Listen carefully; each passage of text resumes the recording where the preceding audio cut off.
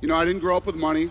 We weren't rich by any means, but we took this business from zero. Now the company's worth $7 billion. What's the worst thing that can happen if you try? You just have to keep grinding every day. Every day you get up. When you're at home, like you're dreading Monday, man, stop. Stop and get another job because you're in the wrong place. That's not healthy for you.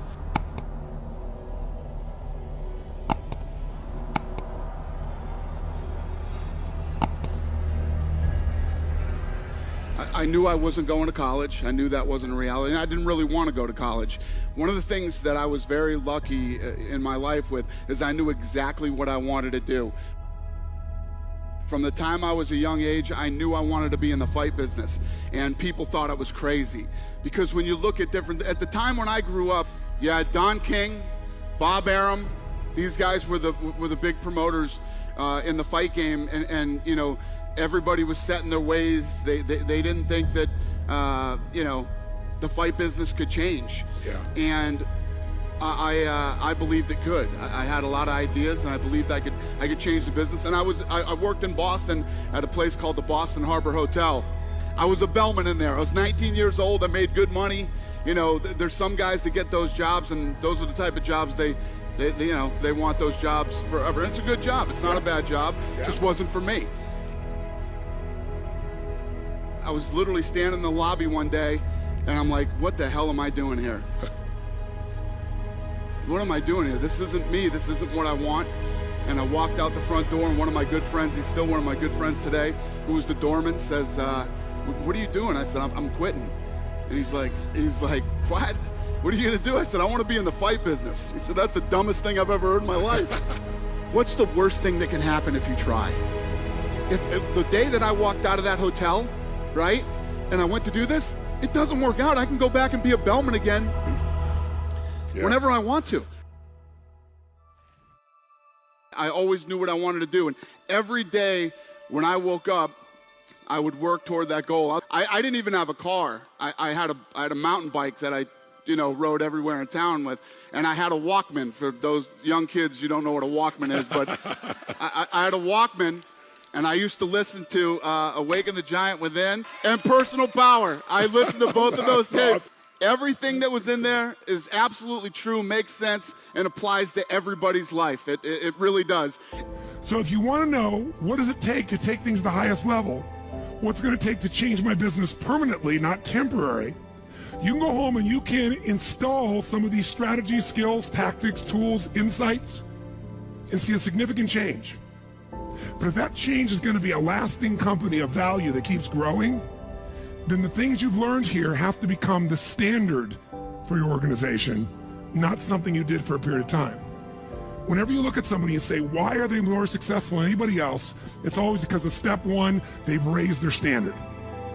If you go back home and you want to change your life in any way, personally, professionally, or your company, as boring as it sounds, as stupid as it sounds, you might say, I spent all this time, this energy, this money, and you're going to tell me to raise my standards? Yes. Because even though that's not sexy, it is the only thing that creates lasting change. Yeah, so there was a kid in Boston, his name was Peter Welsh, and he's actually like a street fighting and boxing legend in town. And everybody had heard of him, and I literally sought this guy out. I went to him and I said, I know this is crazy, you don't know me, but I want to work with you. You don't have to pay me. I want to learn everything that you can teach about the fight game. And I worked under this guy for like 3 years. Wow. And I did everything from, you know, from boxing to corner work. I was a referee in fights. I managed guys, everything you could possibly do. This guy was my sensei in the fight game, and he, you know, he took me under his wing, and you know, nothing bad with having a guy that works for you that you don't have to pay either. That doesn't suck. So, you know, I worked hard for this guy. I learned everything, and then I eventually moved out to Vegas. A buddy of mine, Lorenzo Fertitta, we went to school together, and when I came back to Vegas, a mutual friend had a wedding, and we both went to the wedding. We bumped into each other, and he had just got on the Nevada State Athletic Commission, and he heard that I was doing boxing out here, and he said, I want to hook up and start training. So we got together on that Monday, which was in 1995, and we've been together ever since. The owner of the UFC at the time was a guy named Bob Meyerowitz out of New York. One day on the phone, it just all erupted, and he said, you know what, there is no more money. It's all over. This thing's in trouble. I don't even know if I have enough money to put on one more show. Wow. And I said, interesting. Okay. So we hung up. I called Frank and Lorenzo. They were, and who would become my partners, and they were in Florida at the time. They own Station Casinos here in Las Vegas, local casino. And I said, the UFC's in trouble, and I think we should buy it. I think we could buy this thing. We started making some calls. A month later, we bought the UFC for $2 million. $2 million. And sold it for? $4.025 billion. So we bought it for $2 million. You hear $4 billion, that sounds great, but the burn of almost $40 million was not fun, and it was painful, and you know. And what did Lorenzo and Frank say about that? Was there a point when they were at a breaking point? Yeah. Lorenzo called me one day and said, I can't keep doing this, man. I can't keep burning all this cash, and I need you to get out there and find out what you could sell this thing for. So that day I made a bunch of calls. That night I call him when he's on his way home, and I said, you know what? Maybe $6-7 million bucks. We're in almost 40. I think I could get 6 or 7 million. And he said, okay, I'll call you tomorrow.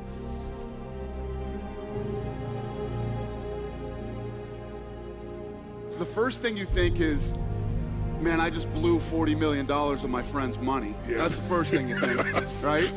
Yeah. And that's not fun. You've put all this time and energy into it, and it just doesn't work. It didn't work the way that you thought it would. Yeah. Then he called me back the next day and said, fuck it. Let's keep going. First of all, when you have a business idea, there's always going to be detractors and people that think, it won't work. You're always going to have those people around you and in your life, even when you're successful, believe me. It gets worse when you're successful. Then, you have to get to a point where you don't doubt yourself. You're so into this thing and you know that it's going to work. Timing is everything in life. Timing is everything.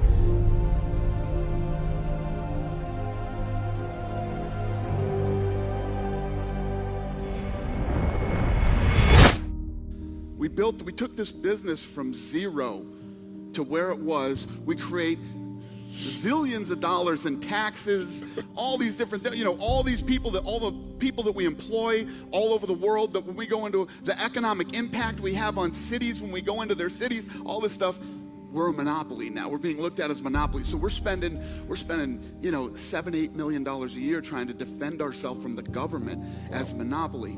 Wow. These type of things happening, and I could go on forever. You go in, you do the right thing, and you pay your money, and you just take your lumps when you own a business. You don't try to fight these guys. You just roll with the punches, and you do what you're supposed to do. So we went in and we met with California, Nevada, New York, New Jersey, and the list goes on and on. Everywhere that had a real strong, everybody that had strong regulation, we went in and met with. Yeah. We educated them on the sport, and we started to open up and getting this regulated in all the different cities. And then we started to go to other parts of the world and get it regulated, and the list goes on and on.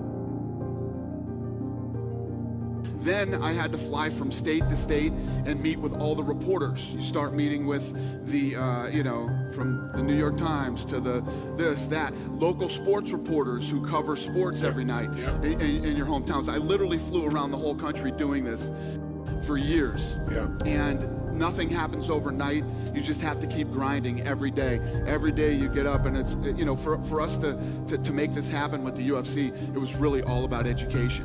Yeah. And I always knew two things. If I brought these athletes in and you met them, you would realize the type of people that they are, and they're not what you expected them to be. Right. And if I ever got you to a live event, nobody walks out of a live event and goes, yeah, I don't ever want to see one of these again. That's true. So the energy's unbelievable. I knew if I could get you at least to get, whether you were a sponsor, a TV network executive, or whatever it was, if I could get you to the live event, I got you.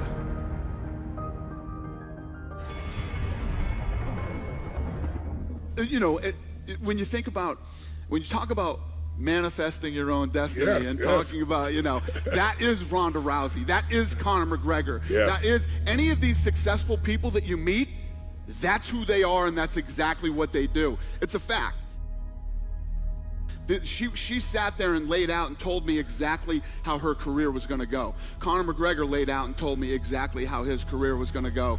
These type of people, it's real. It's absolutely real, and I've seen it many, many times in my life.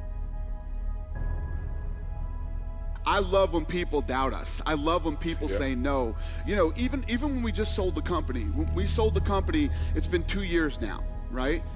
We sold the company, and then everybody, it's always surrounded by anything you do positive in your life and anything that's huge, it will immediately be surrounded by negativity, right? Immediately. Get ready for it, because no matter how successful you become, one thing never goes away: negativity, haters, whatever you want to call it, but it's always there, and you have to read it every day. I separate myself from it. And back in the old days when we started, I used to read it to the point where I was just nauseous, I do not read any of that stuff, because one of the things that I have learned over my many years of doing this, their opinion doesn't matter. Their opinion means nothing. It is literally an opinion. It's negative bullshit, and it means nothing to you. It doesn't mean anything. It doesn't affect, unless you're the type, sick, twisted type of person like me that likes to let it fuel you. You let it. It's like your, it's like your fuel, and other than that, it's useless. It means nothing. Everything that the reporters write, everything that these people say, just don't even. Do your thing. Stay on your course. Stay focused, and keep your eye on the prize, and everything comes together.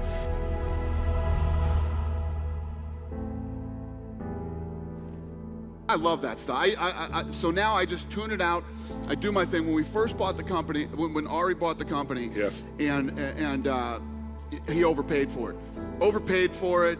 These guys are in big trouble now. Now they have so much debt hanging over their head. They're this, they're that.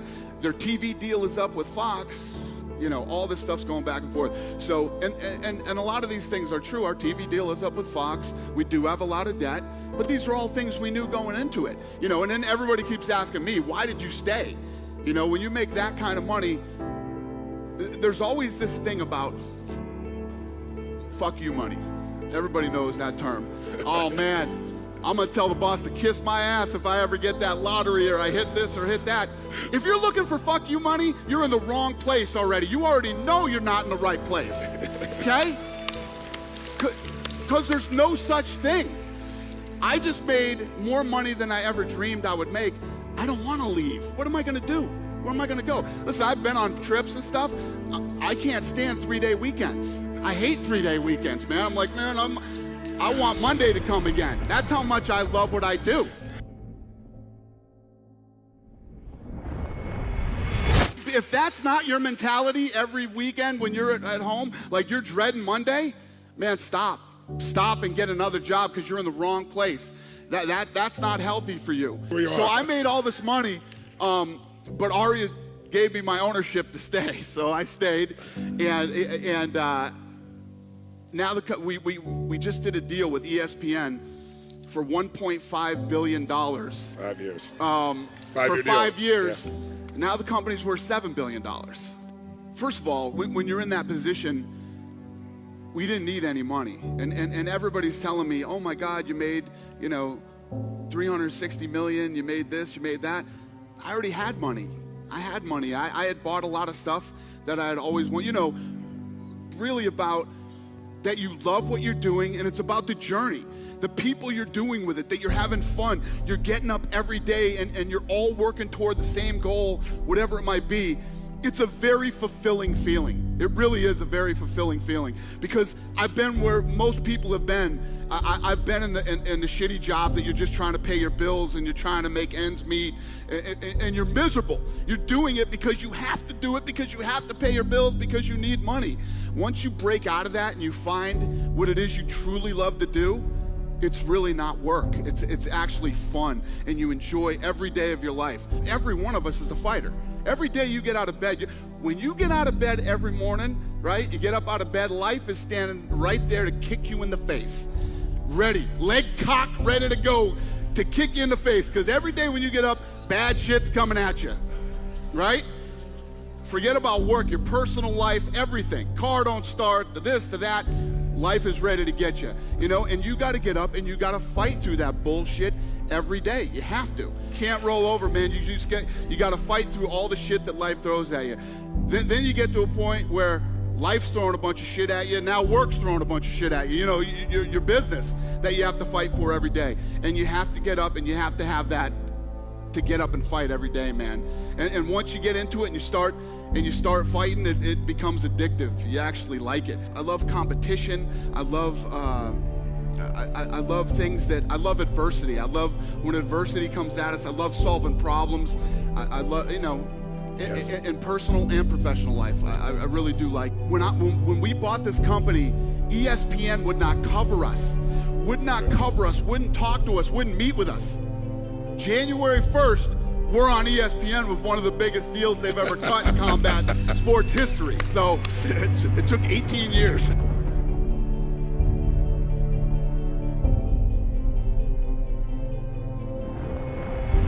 You have to be a leader. You have to be a leader, and you have to get people to believe as you believe and to want the dream as bad as you want the dream. And you have to, you know, it's great to have a bunch of people in your place working, but you want enthusiastic people that love what they're doing as much as, you know, those are the type of people you want. And that's the type of shop we've run since the day we opened. What makes somebody a great leader? Well, I think part of it is setting by example. I think that they have to see that you're out there willing, you know, don't just come up here and tell us a bunch of bullshit, and you know, they have to believe that you truly believe, and that's truly, you're as in love and as passionate about what you're talking about. And you'll do whatever it takes. Exactly. And so you have to be able to talk to people, you have to be able to motivate people, you have to be able to get people to believe as you believe in what they're doing, to love it as much as you do. You know, and in my experience, that's what it takes. It's worked for me. I want you to be you. I don't ever want you to act like somebody else, because it's not genuine, it's not authentic. From what I've learned, and as I look back on my life, everything in life is about timing. It really is about timing, the right time, the right place, the right everything. And I also believe that you create your own timing in life too. You're really lucky when you work your ass off. Right? Yeah, exactly. It's the thing is, everybody, what's the worst thing that can happen if you try? If the day that I walked out of that hotel, right, and I went to do this, it doesn't work out, I can go back and be a bellman again whenever I want to. You can always go back and do that. The worst part is not trying. You have to try. Nobody's ever gonna do anything without trying. It's never the right time. It's never the right time. It's like, I can't now. I got this truck I just bought. I got payments on this friggin' thing. You know, I got this. If you do that to yourself, you'll never do anything. Forget the truck. Forget this. Forget that. Go for it. Just go for it. Believe me, I'm living proof that it can happen.